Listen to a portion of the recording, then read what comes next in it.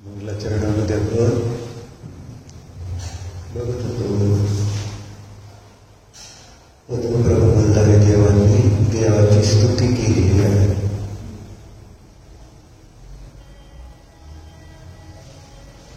मग देवाची स्तुती केली जात असताना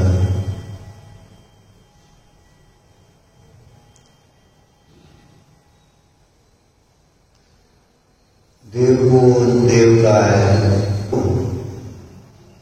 कुणाला देव म्हणायचं हे कळत नाही का?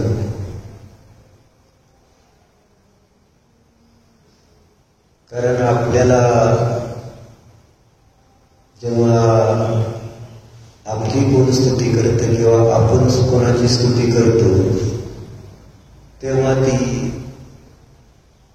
कशाची केली जाते, कोणाची केली जाते?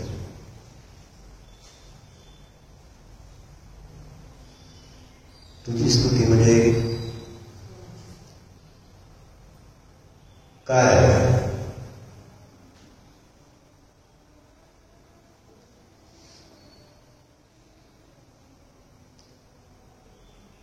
आम्ही सगळे असमान जातीय द्रव्य पर्यायवादी, जीव आणि शरीर या दोन विपरीत स्वभावाल्या द्रव्यांची दिसून येणारी ही एक स्थूल अवस्था आहे. ती काय खरी तरी एक नाहीच असत नाही, पण तरी आहे. समाजातील द्रव्य पर्याय आपल्याकडे मान्य नाही तशी जिन धर्माच्या सिद्धांतानुसार. कारण दोन द्रव्याचे म्हणून एक पर्याय होत नाही. आणि पुन्हा चेतन आणि अचेतन अशा दोन द्रव्याचे म्हणून एक पर्याय कशी? जीव आणि उद्गत हे दोन द्रव्य, आणि दोन द्रव्याचे म्हणून कधीच एक पर्याय होऊ शकत नाही असा सिद्धांत आहे.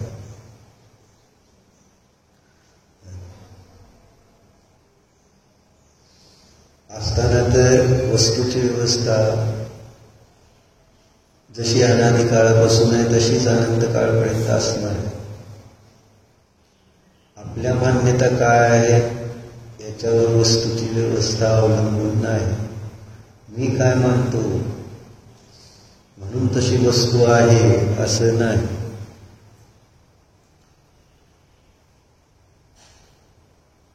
मग आपल्याला काय वाटतंय की हे शरीर आणि जीव जेव्हा एक ठिकाणी दिसतंय तर हे दोन्ही मिळून एकच वाटतं का वेगवेगळे वाटते? शरीर आणि जीव काय नाही, दोन्ही मिळून एक वाटते का वेगवेगळं वाटतं? काय वाटतंय? मग जे असेल ते सांगायचं ना. मग बस तिथं वर पंख आहे त्याच्यावर हे काहीतरी एकच म्हणायचं. वाटतंय तर, आणि का वाटतंय तसं आपण आपल्याला?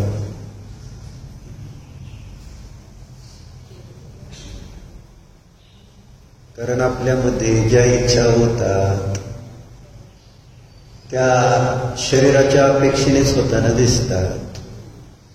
बोलायचंय, चालायचंय, बघायचंय, ऐकायचंय, या शरीराच्या होणाऱ्या क्रिया, आपली इच्छा आणि तशी क्रिया व्हायला शरीराची, आणि एक काल प्रत्यासक्ती दिसून येते एकाच वेळेस.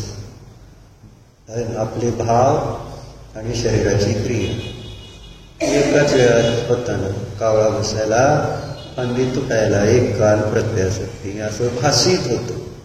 असं वाटतं की कावळा बसल्यामुळं फांदी तुटली, पण ती तुटतच आली होती. आणि कावळा बसतो तर असं वाटलं की कावळा बसल्यामुळं तुटली, अशी एक भ्रांती होती. तशी या जीवाची, म्हणजे अज्ञानी वैरात्मा जीवाची भ्रांती कशामुळे होते? जेव्हा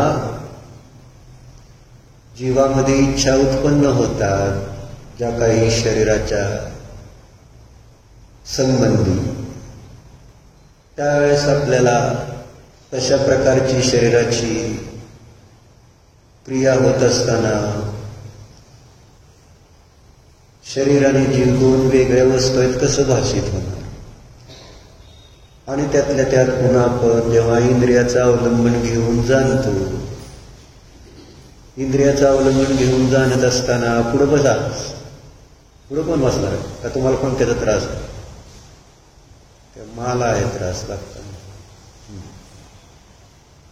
तर काय म्हणलं? इंद्रिय डोळ्याने बघितलं तर आपल्याला ज्ञान होत आहे. तेव्हा आपल्याला ज्ञान डोळ्याचंच वाटतं ना, डोळ्यामुळं वाटतं. डोळेच ज्ञानाचं कारण आहे. डोळे गेले काही कारण असतं, डोळे बंद केले तर आपल्याला जे बाहेर वस्तू दिसत आहेत त्या दिसत नाही. आणि मग काय वाटतं? डोळ्यामुळंच मला आहे ना पदार्थ दिसतात, पदार्थांचं ज्ञान होतं, बरोबर आहे. कानामुळंच मला ऐकू येतं, असं ते इंद्रियाच्या आश्रयाने होणारं ज्ञान. आणि त्यामुळं पण ही भ्रांती होते. कोणती? जीव आणि शरीर एकच आहे, म्हणजे हे दोन आहेत असं वाटतच नाही आहे ना. काय असेल दोन वाटतेत काय? शरीर आणि जीव. जेव्हा आपण नाचतो, म्हणजे चांगला नाच केला असं म्हटले सगळेजण, बाग काय मैत्रिणीचं लग्न होतं. मग त्यावेळेस आपल्याला त्या दोघांच्या क्रिया चालल्यात असं वाटतं का? भरभर होतंय ना. आपल्याला इच्छा होती तसा हात पाय सगळ्या गोष्टी तिथं कार्य करताना दिसत आहेत. मग ते दोन आहेत कसं मानायचं असा प्रश्न येतोय ना.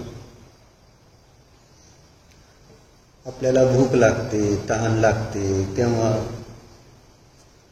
तिथं दोन कसं मानायचं? कारण भूक लागली, आपण जेवलो, बाहेर पुद्गलच खातो की का चेतन पदार्थ खातो? पुद्गलाचं सेवन करतो, कौला आहार. मग कौला आहाराचं सेवन करताना आपलं पोट भरल्यावर आपल्याला बरं वाटतं का नाही?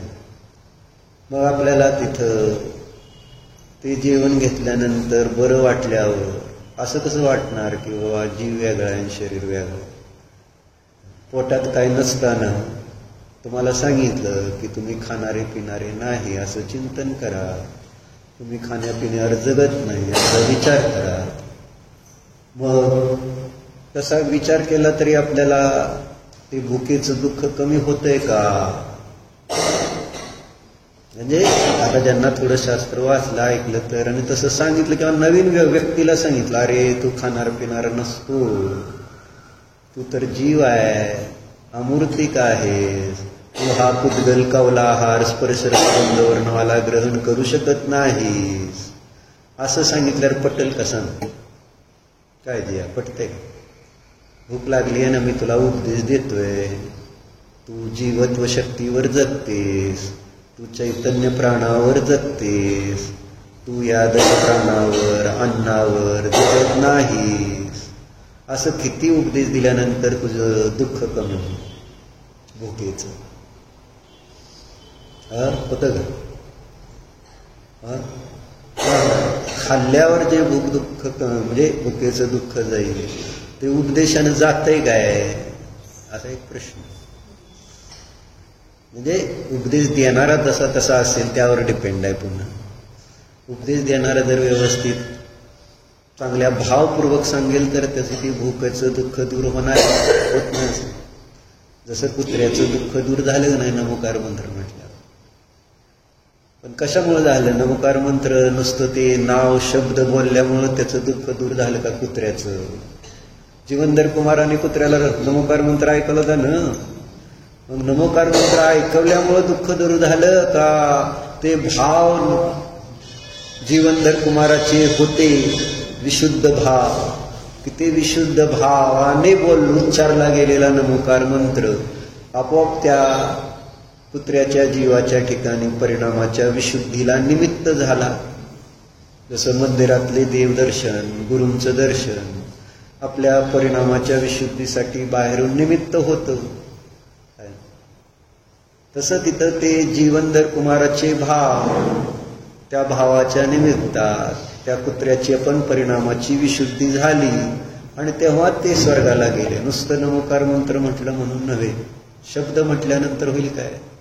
शब्दाच्या पाठीमागे चेतना पाहिजे. म्हणून अनेक वेळा सांगतो, तेव्हा नुसतं ते मशीन लावून बरेच जण ठेवते आहे ना, घरात दुकानात कुठं पण ठेवतेत नमोकार. मग त्याने त्या ठिकाणी काय फरक पडणार?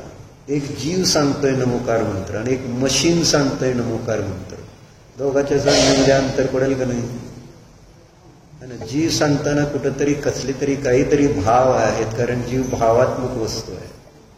पण मशीनला काय भाव आहे? जसं ते फीड केले तसं केवळ ऐकलं. पण आता ते सगळे म्हणून म्हटलं अनेकांत असं आहे, वेगवेगळ्या पद्धतीनं त्याला समजून घ्यायचंय. आत्ता आपलं प्रकरण जे चाललंय त्यासाठी. मग सांगणाऱ्याने जर भावपूर्वक सांगितलं, जसं आचार्य शांतीसागर महाराजांनी त्या महाराजांची उत्तरेकडे सल्लेखनं साधताना तिथं ते महाराज जेवायला मागत होते ना, समाधी मरण चाललं होतं, समाधी चालली होती, पण भूक लागली होती आणि मग खायला मागत होते. मग महाराजांनी ताट आणून दाखवलं आणि संबोधन केलं, हे किती वेळा खाल्लंय, काय खाल्लंय, कसं खाल्लंय, त्याच्यामुळं भूक शांत झाली का, दुःख नष्ट झालं का, काय होतं वगैरे, काय जे संबोधन केलं असेल आचार्य महाराजांनी. आणि त्या आचार्य महाराजांच्या परिणामाच्या भावाच्या निमित्तात त्या समाधी धारण केलेल्या महाराजांचे परिणाम चांगले झाले.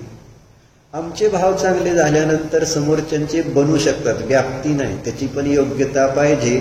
परंतु एक निमित्त नैमित्तिक स्ट्रॉंग संबंध आहे ना.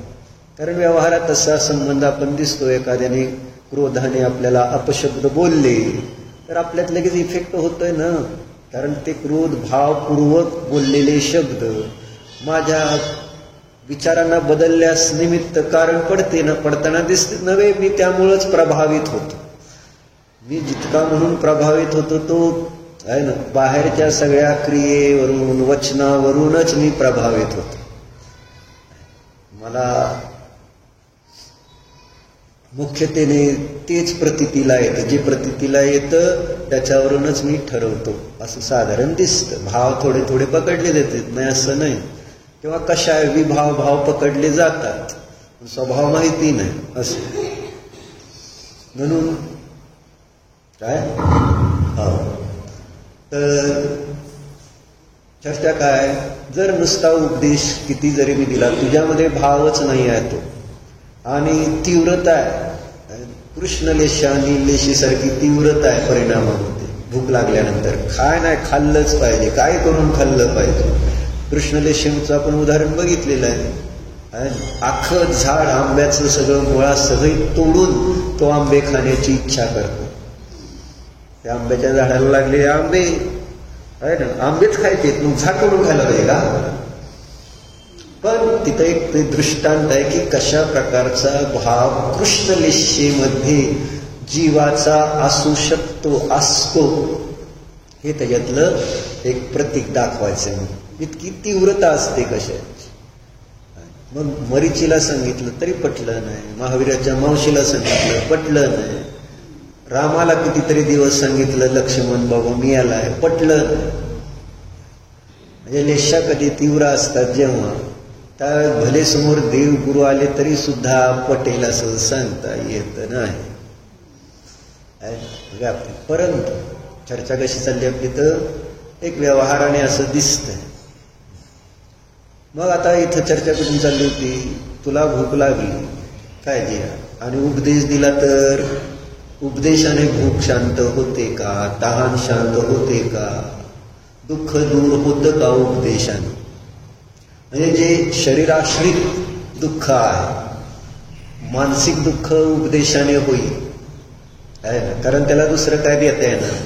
किंवा मानसिक दुःख ज्या विषयाच्या मुळे झाले त्या विषयाची पाठपुरवठा केला तर त्यामुळं पण मानसिक दुःख कमी होईल. पण मानसिक दुःख हे कल्पनेचं असतं, त्यामुळं तिथं काउन्सिलिंग करणं महत्वाचं होतं. काउन्सिलिंगद्वारेच ते मानसिक दुःख. परंतु जे शारीरिक दुःख आहे, वाचनिक दुःख आहे, ते दूर करण्यासाठी काउन्सिलिंग केल्यावर किती दुःख कमी होईल.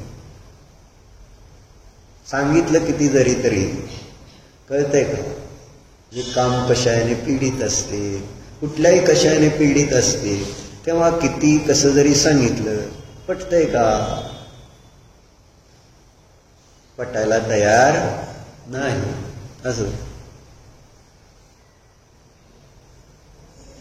म्हणजे तिथं असं कोणत्या कारणाने घडतंय, कोणत्या कारणाने. कारण शरीर आणि जीव दोन वस्तू आपण वेगळ्या मानत नाही. म्हणून माझी भूक शांत होणार जेवण करूनच, माझी तहान शांत होणार पाणी पिऊनच, असं पक्क आपल्याला प्रतीतीला येतो. इतकं शरीराने जीवाचं आपला जो काय म्हणतात त्याला संश्लेष संबंध म्हटलेला आहे. संश्लेष संबंध कशाप्रमाणे उदाहरण दिले शास्त्रात त्याला, दूध पाणी. दूध आणि पाणी, तुम्ही घरी जे दूध घेता ते दूध प्युअर आहे काय, आणि स्वतः काढून आणता म्हणून तुम्ही म्हणता ते प्युअर आहे, म्हणजे तिथं वेगळं वरून पाणी नाही टाक. परंतु त्याचा अर्थ त्या जे दूध आपण घेतलंय त्यात पाणी नसतं का डॉक्टर. पाणी आहे, पण कोण कोण पाणी त्याच्यात पाहतो,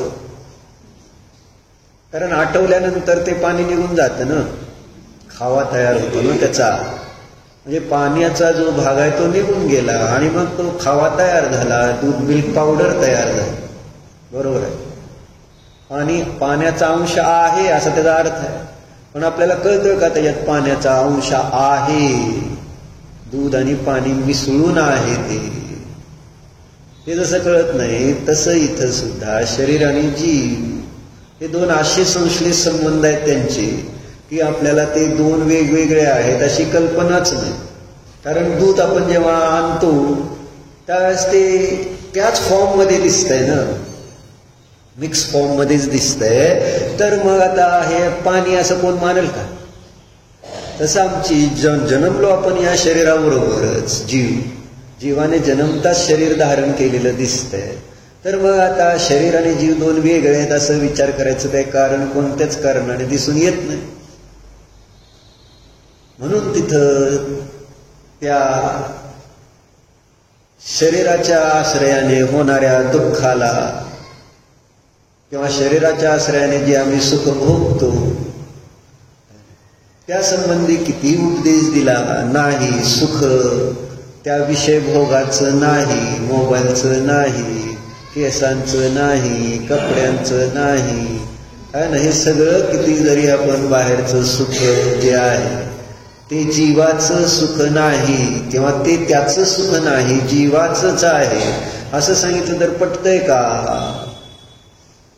सुख कोणाचं आहे.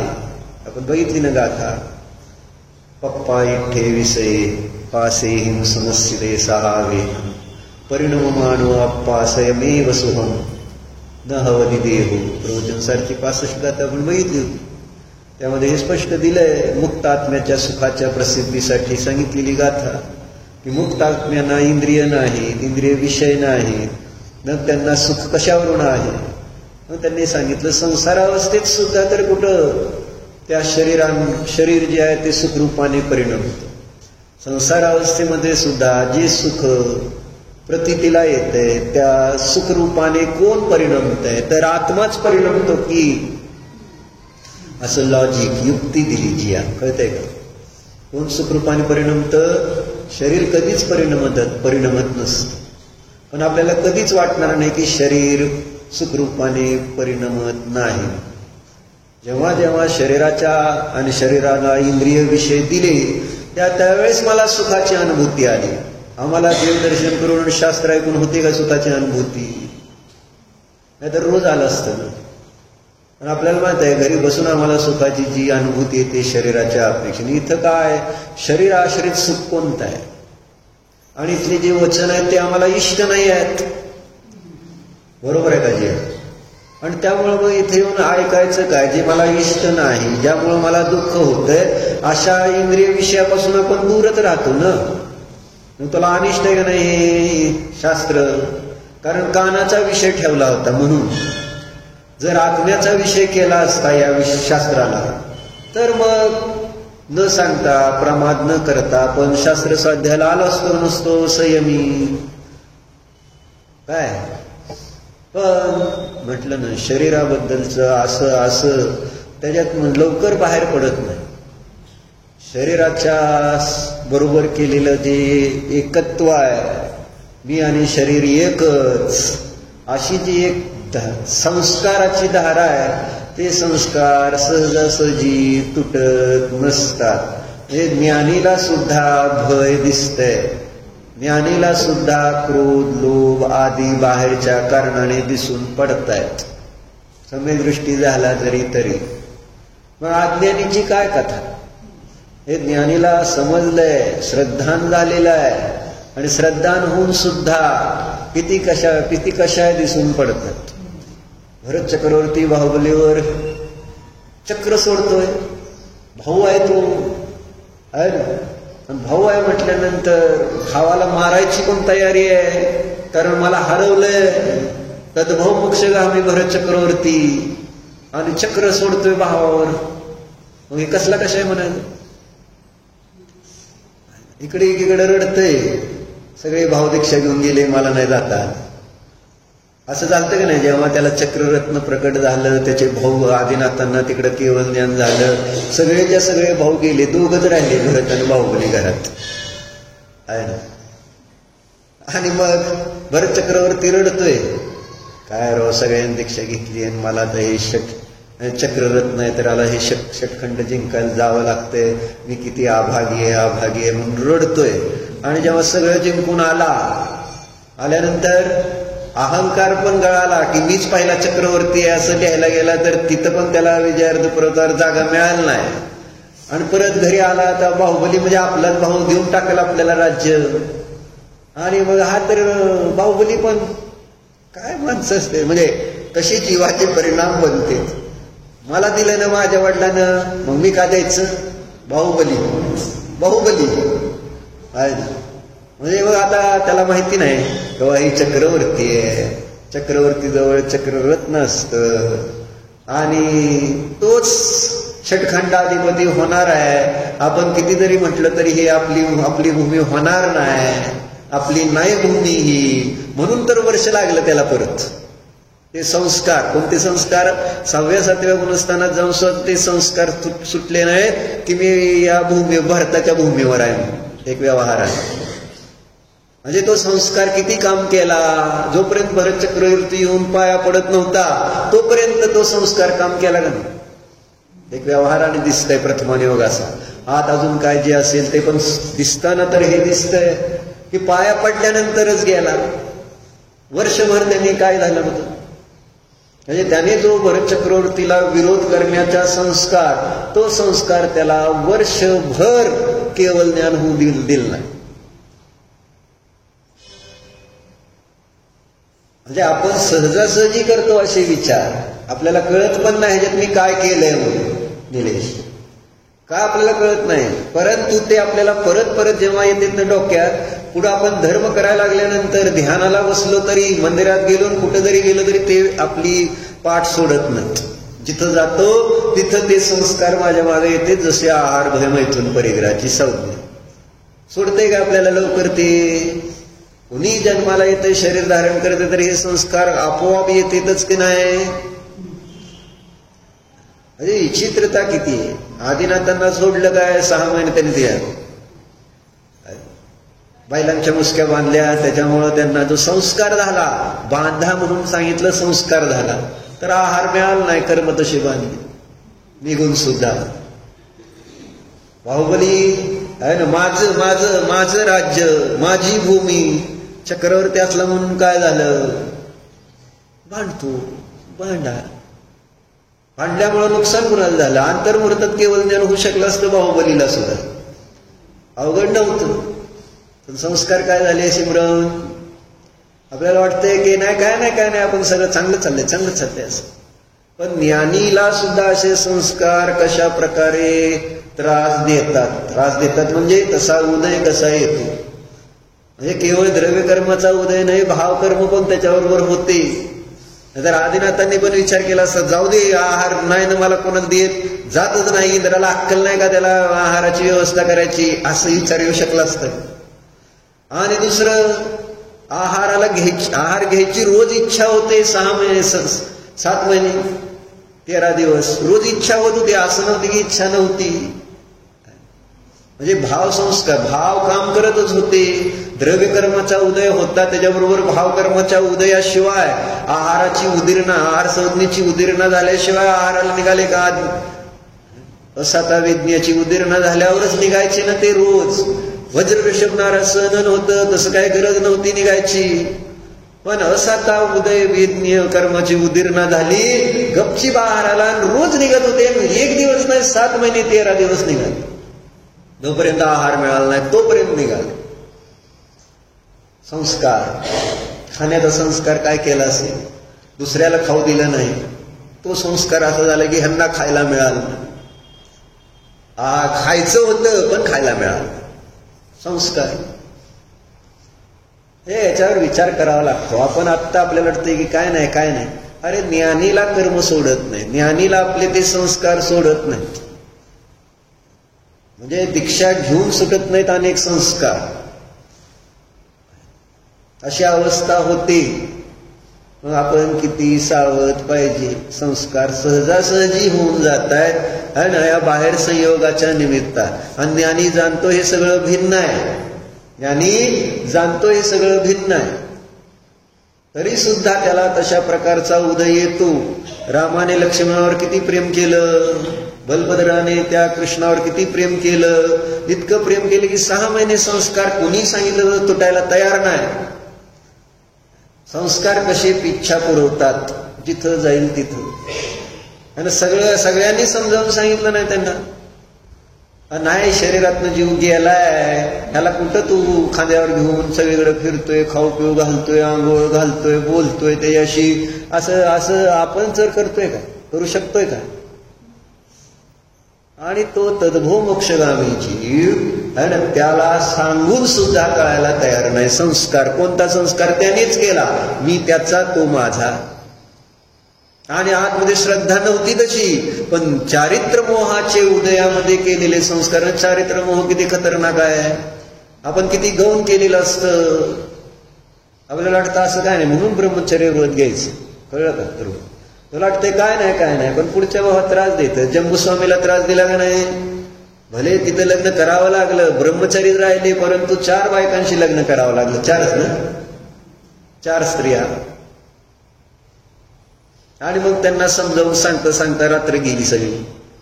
मग सगळे दीक्षा घेऊन गेले, गोष्टी वेगळी. पण मागच्या भावात काय, थोडा संस्कार आणि त्या संस्काराचं फळ. म्हणून ही संधी जी मिळालेली असते आपल्याला, या संधीचा, आणि एकतर म्हटलं ना, बहिरात्मा अवस्थेमध्ये तर कळायला तयार नाही. शरीर वेगळं आहे, जीव वेगळा आहे, हे सगळं जितकं म्हणून शरीर आश्रित सुख दुःख आहे, त्याचा माझा काही संबंध नाही. बहिरात्म्याला कळतं, ज्याला शरीरच मी वाटते, तिथं खाताना पिताना सगळं नटताना कळत होतं का सिमरन? काय तेजश्रीत आहे.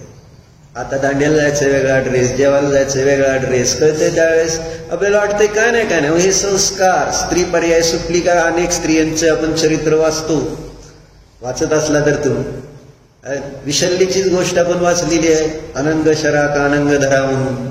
पूर्वभावामध्ये किती उपवास केले, किती तप केलं, अभयदान दिलं, स्त्री पर्याय सुटली नाही. द्रौपदी, सगळ्या त्यांच्या अंजना यांच्या सगळ्या कथा वाचा, लक्षात येईल. एकानंतर दुसरी, तिसरी, चौथी पर्याय स्त्री स्त्री स्त्री स्त्री.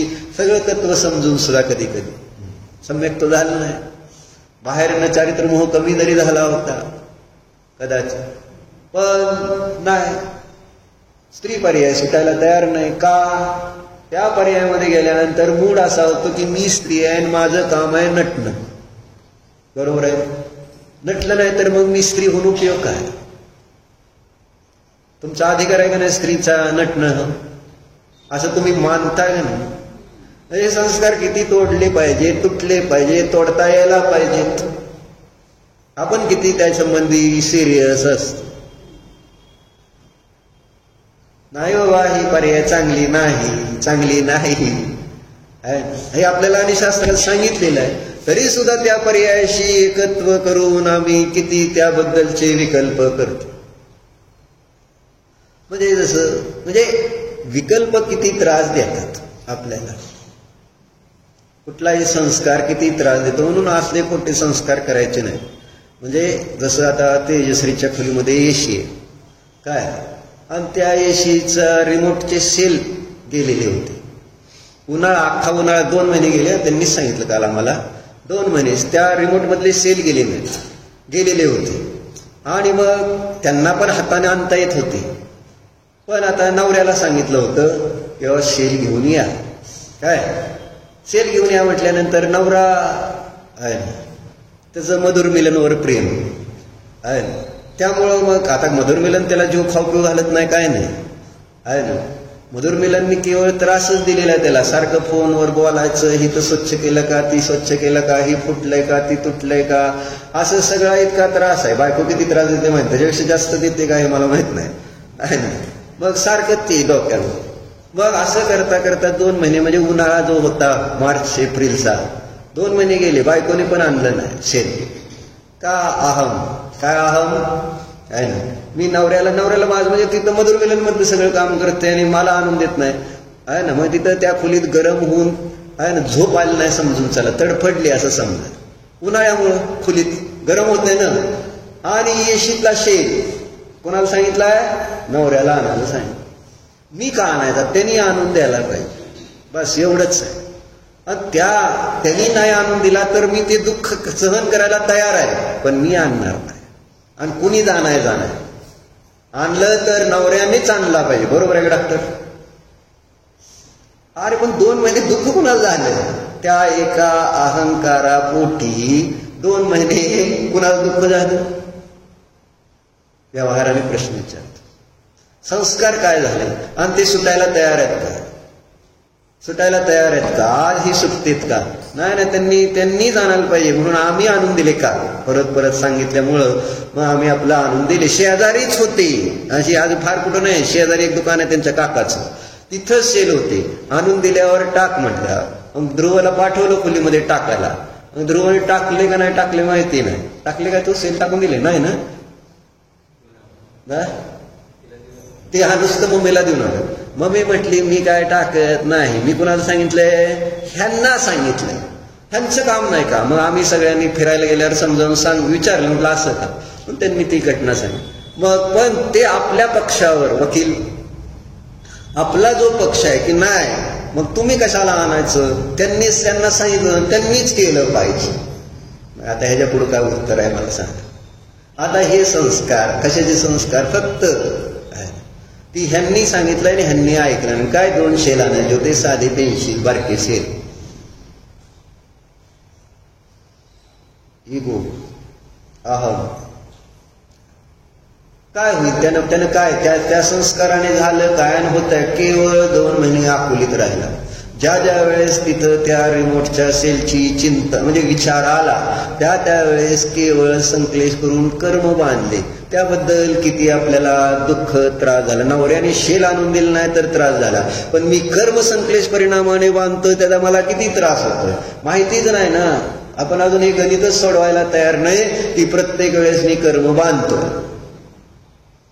तिथं शुभ केलं, मंदिरात पूजा केली, दर्शन स्वाध्याय केलं तर कर्म बांधतोय. मग इकडं संसार करताना किती कसली कर्म बांधतोय, काय विवेक आहे का नाही, त्याची उदय, त्याची फळं मी आज बघतोय, जे दुःख आपल्या जीवनात दिसतंय ते. पण तरी सुद्धा त्या कर्माला मी स्वीकारायला तयार नाही. स्वीकारायला तयार आहे डॉक्टर आपण? आपण ते कर्म स्वीकारायचे म्हणण्यापेक्षा आपण जे भाव करून कर्म बांधतो त्या भावाला सोडायला तयार आहे का निलेश?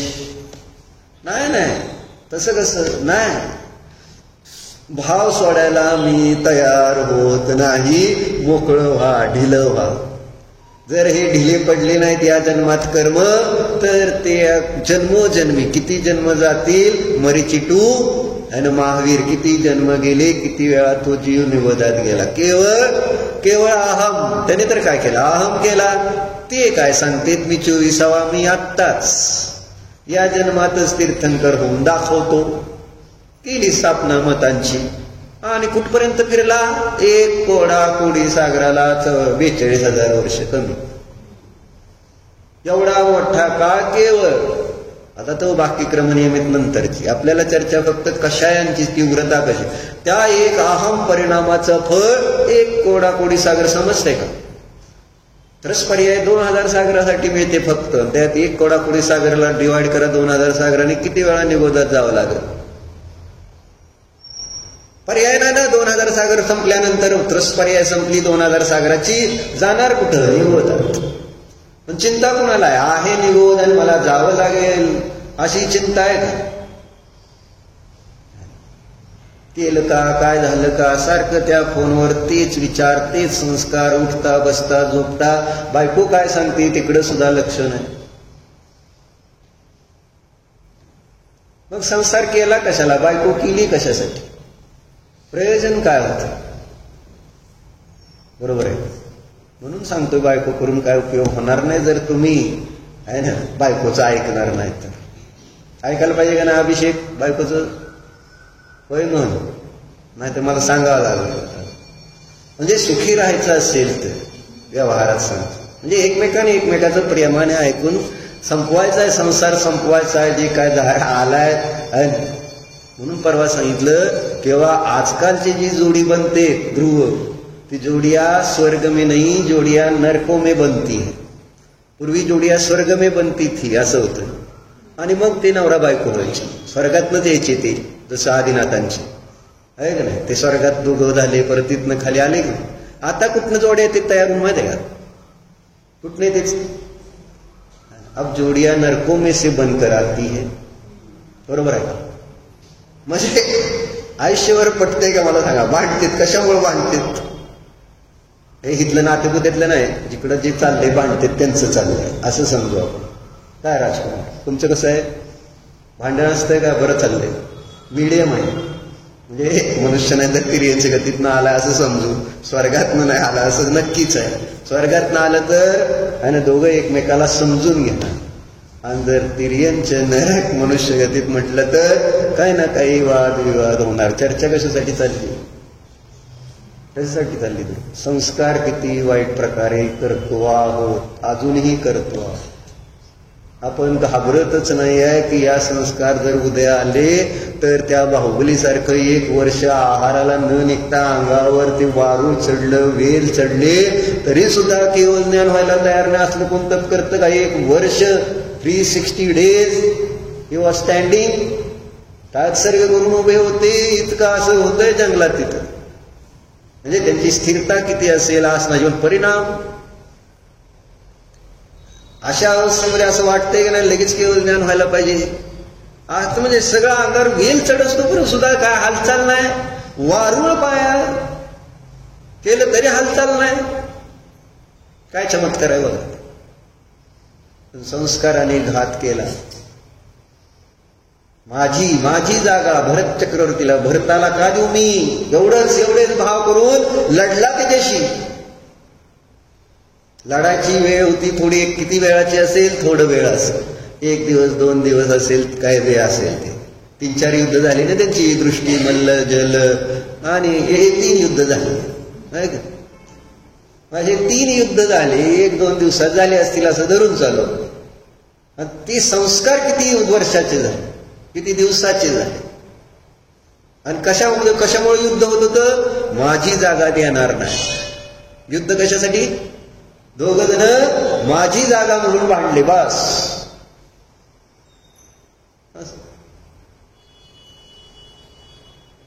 म्हणून चिंतन करावं लागतंय की शरीरामध्ये, आता हे तर बाहेरची जागेचं झालं, इथं तर शरीर त्याच्यापेक्षा विचित्र आहे.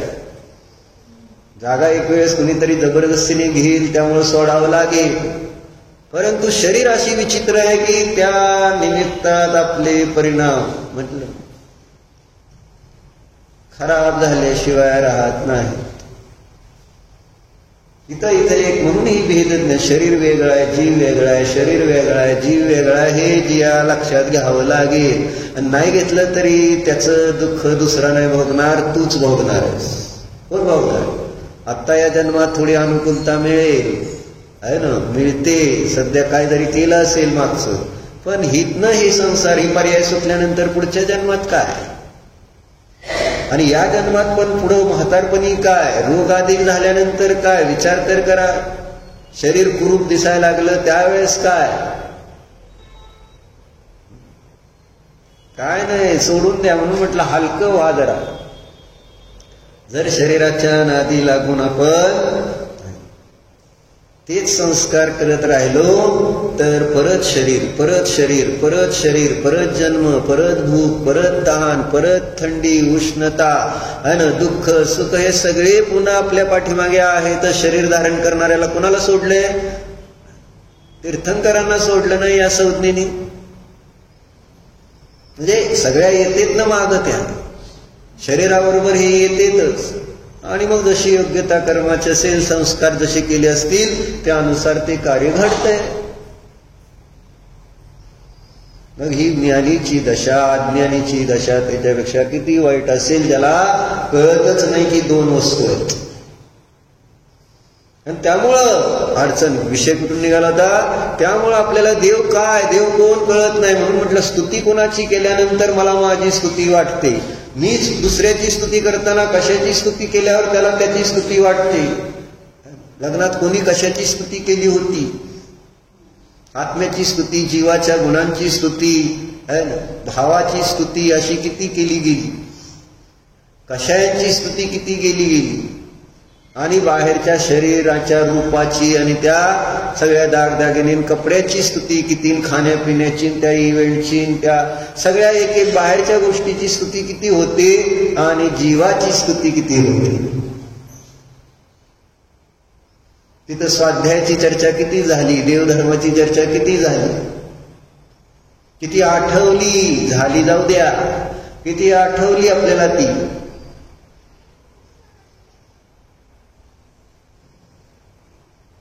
सगळं कशाचं चिंतन, कशाच चिंतन? शरीर आश्रित वस्तूंचं.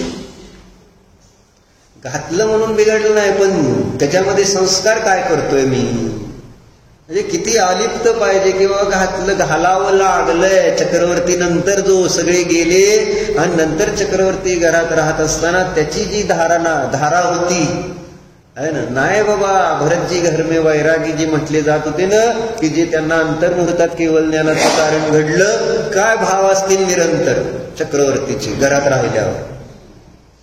हे सगळं चक्रवर्तीचं वैभव भोगतोय, पण कुठेही त्याला डाग नाही लागला. ज्यावेळेस वेळ आली, वैराग्य झालं, दीक्षा घेतली, अंतर्मुहूर्तात शक्य आहे का? म्हणजे कसे संस्कार कोणते झाले, संजलन कशाय वत संस्कार झाले नाहीत. म्हणजे जो राहिला त्या सगळ्या वैभवात, पण कुठं असा त्याच्याबरोबर अंतर्मुहूर्तापेक्षा जास्त जोडलाच गेला नाही तो चक्रवर्ती. कुठल्याही वैभवाशी अंतर्मुहूर्तापेक्षा जास्त जोडलाच गेला नाही. अन्यथा अंतर्मुहूर्तात केवळ ज्ञान झालं नसतं, अन्यथा अनुपत्ती. बरोबर आहे. हे असं वैराग्य.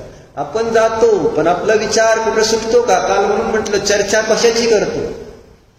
व्यापारी भेटला तर त्याची, मित्र भेटला तर वेगळी, अजून कशाची. म्हणजे सगळी जी काही चर्चा होणार ती कशाची होणार, आणि त्याने लाभ काय होणार, कोणते संस्कार करणार आणि फायदा काय, व अशा प्रकारेने आपण करणार तर मग देवाचं दर्शन करताना देव कोण हे कळणार कसं?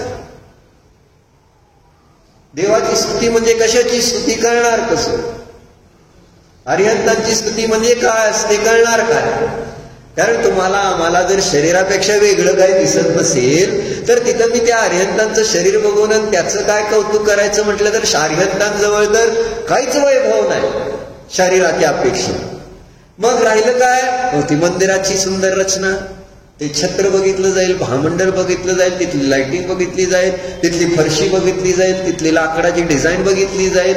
ह्या सगळ्या गोष्टी. अरिहंत कोण आहेत? अरिहंतांची स्तुती म्हणजे कशाची स्तुती करायला पाहिजे? कारण देह अपेक्षेने बघितलं तर काय दिसेना तिथं.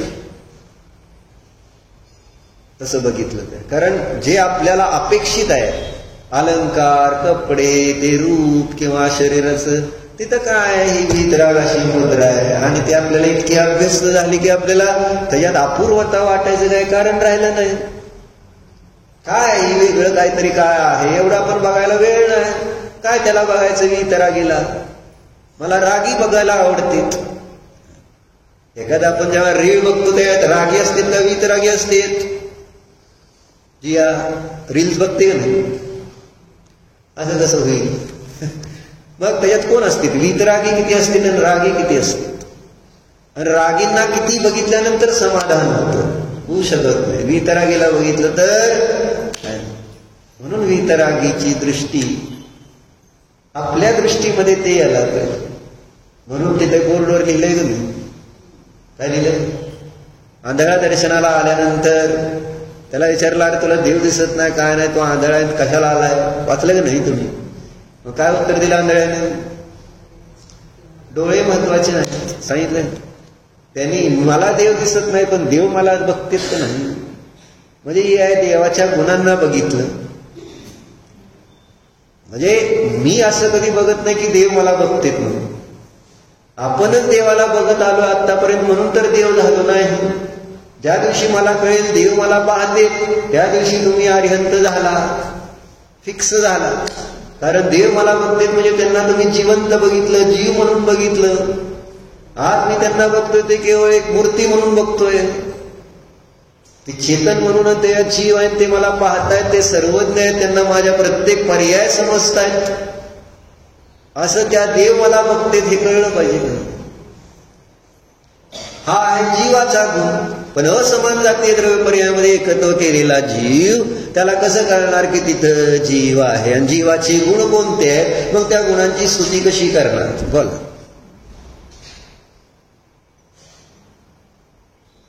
प्रॉब्लेम आपला आहे. कारण हेच आपण बघितलं किती वेळा समाधी शतक मध्ये.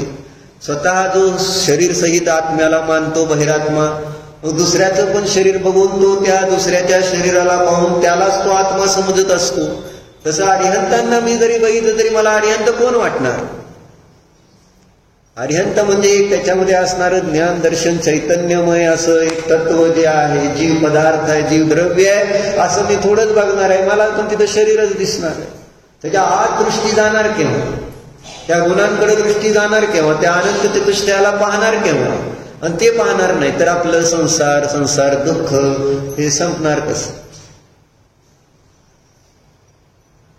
चिंतन करा. हो प्रभू मी मन वचन काय कृत सरंभ समारंभ माझ्या घेतलेल्या व्रतामध्ये अनेक प्रवृत्ती करणं,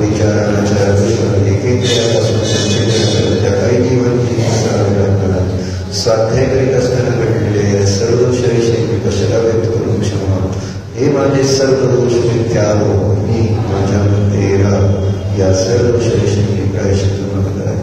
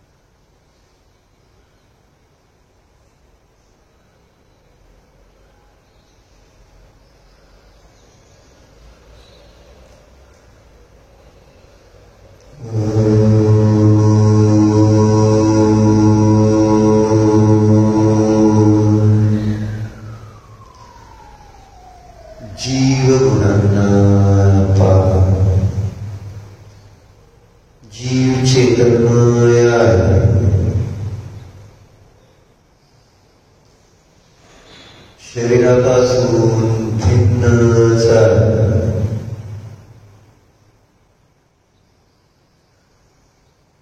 शरीरातील सर्व वस्तूंना जाणणाराच आहे.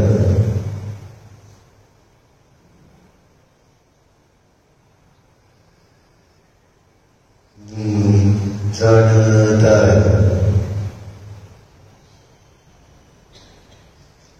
मी जीव आहे.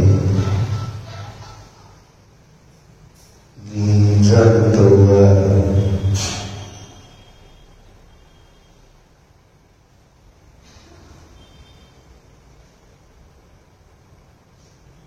जाणणे हा माझा गुण आहे, स्वभाव आहे.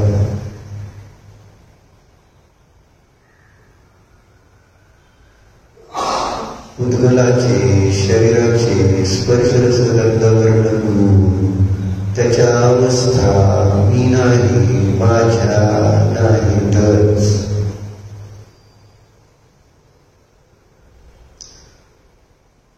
पुन्हा पुन्हा स्वलाद संस्कार स्वानुभूतीचे मी सिद्ध आहे. मी अशरीरी आहे. मी ज्ञानमय आहे. मी आनंद स्वभावीच आहे.